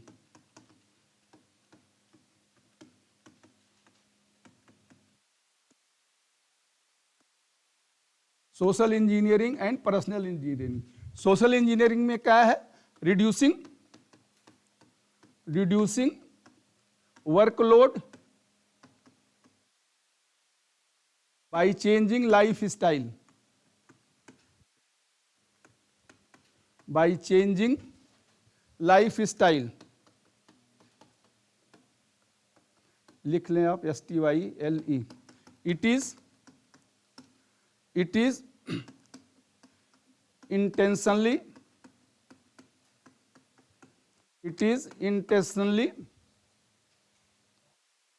interfering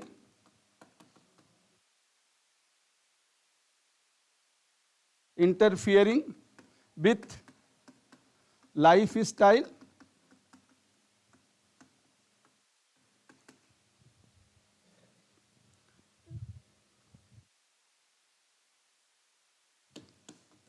the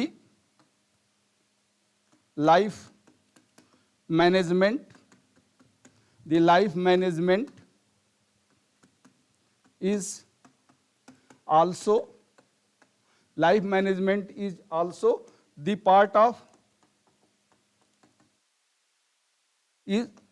of tension management।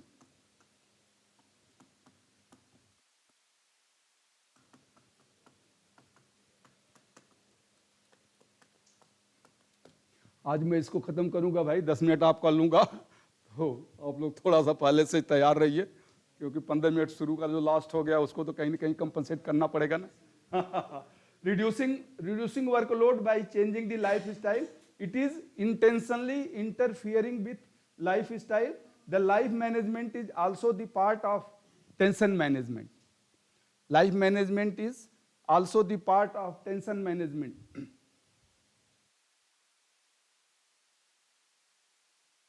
कार्यशैली में परिवर्तन करके कार्य के दबाव को कम करना। कार्यशैली में परिवर्तन करके कार्य के दबाव को कम करना। कार्यशैली में परिवर्तन करके कार्य के दबाव को कम करना। इस प्रक्रिया में जानबूझकर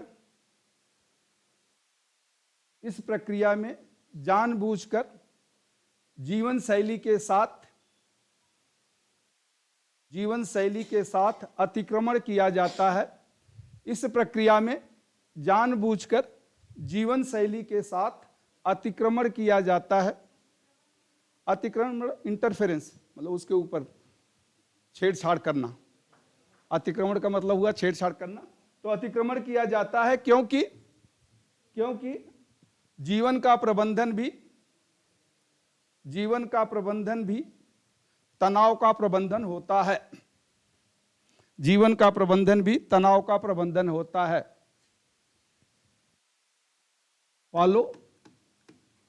फॉलोइंग स्टेप्स, 2-3 स्टेप इसमें आप लिख लें।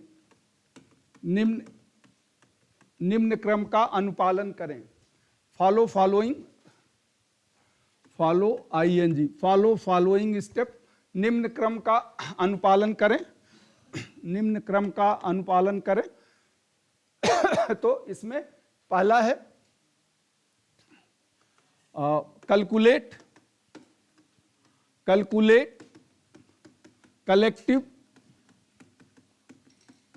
Effect of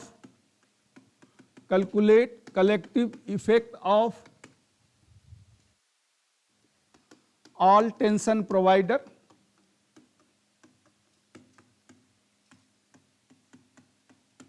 and try to resolve it.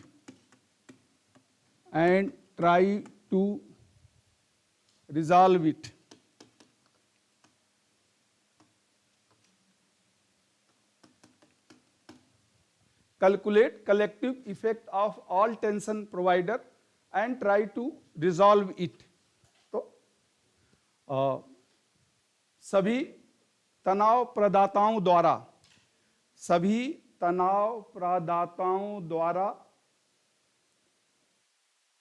दिए गए तनाव का आकलन करके, सभी तनाव प्रदाताओं द्वारा दिए गए तनाव का आकलन करके उसे दूर करने की कोशिश करना कि क्यों आया, कैसे आया, तो उसको आप उसे दूर करने की कोशिश करना। दूसरा, reducing workload by delegating it.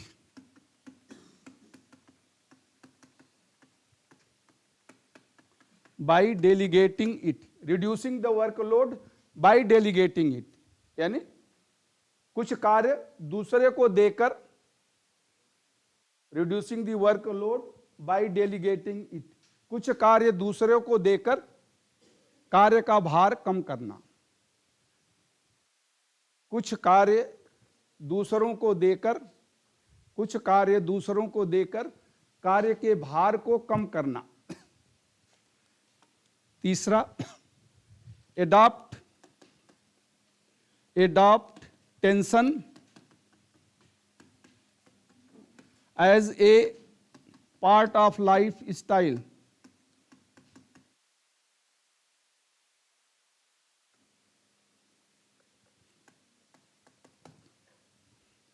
मैंने पहले दिन जब टेंशन शुरू किया तभी कहा था, हेंस सीले ने कहा था कि इसका परमानेंट क्योर नहीं है, इसके साथ समझौता कर लो। टेंशन और लाइफ स्टाइल के साथ समझौता करिए और खुश रहिए। तो वही पार्ट यहां पर आ गया, adopt tension as a part of life. तो तनाव जीवन का एक अंग है, इसे स्वीकार करना। तनाव जीवन का एक अंग है, इसे स्वीकार करना। और दी tension obtained from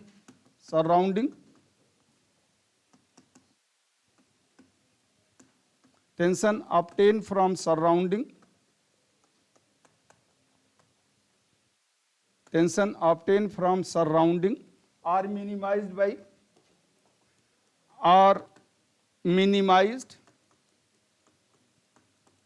by mutual consultation.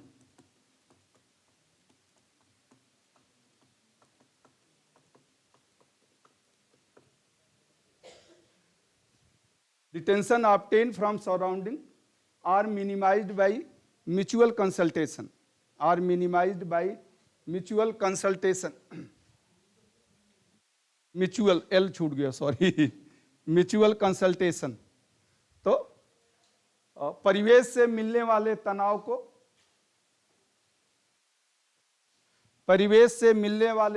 को आपसी सहमति से कम किया जा सकता है। आपसी सहमति से कम किया जा सकता है। फ्लैट में रहने वाले नीचे गाड़ी के पार्किंग को लेके झगड़ा हो जाता है और तनाव आ जाता है, अरे भाई ठीक है थोड़ा वहाँ नहीं, मैं तो यहीं पार्क करूँगा, डेली यहीं पार्क करता हूँ, दूसरे ने अगर पार्क कर दिया तो झगड़ा हो जाएगा। तो ये जो म्यूचुअल तनाव मिलते हैं, चलो हो गया इसमें। अब आते हैं दूसरे पे, personal engineering. Personal engineering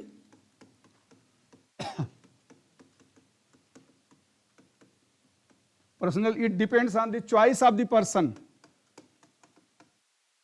depend on choice of person,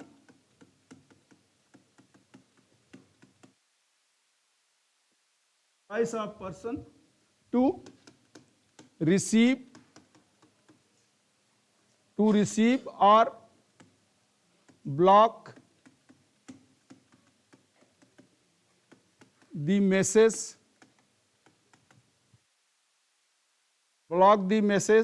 obtained from society or working place.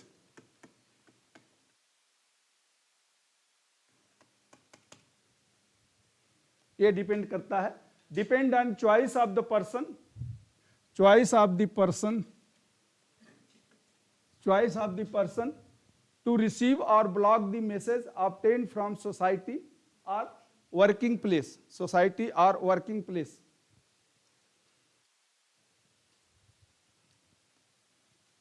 कार्यस्थल या समाज से, कार्यस्थल और समाज से मिलने वाली सूचनाओं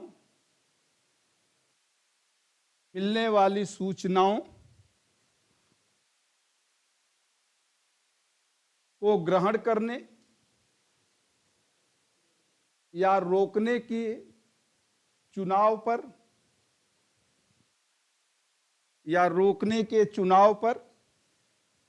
यह प्रक्रिया निर्भर है।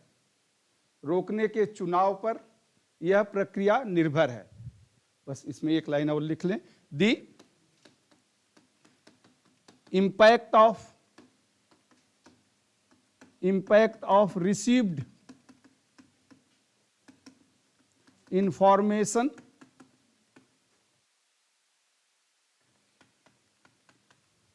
impact of received information depends on individual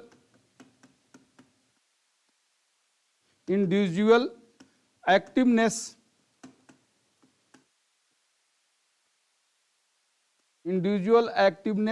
towards that information.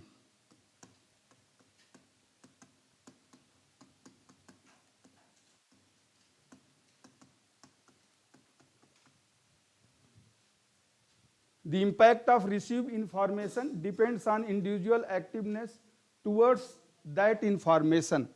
तो किसी भी सूचना का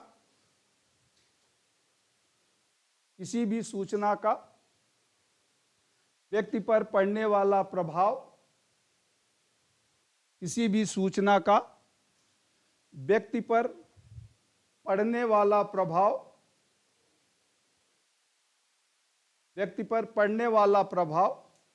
उस सूचना के प्रति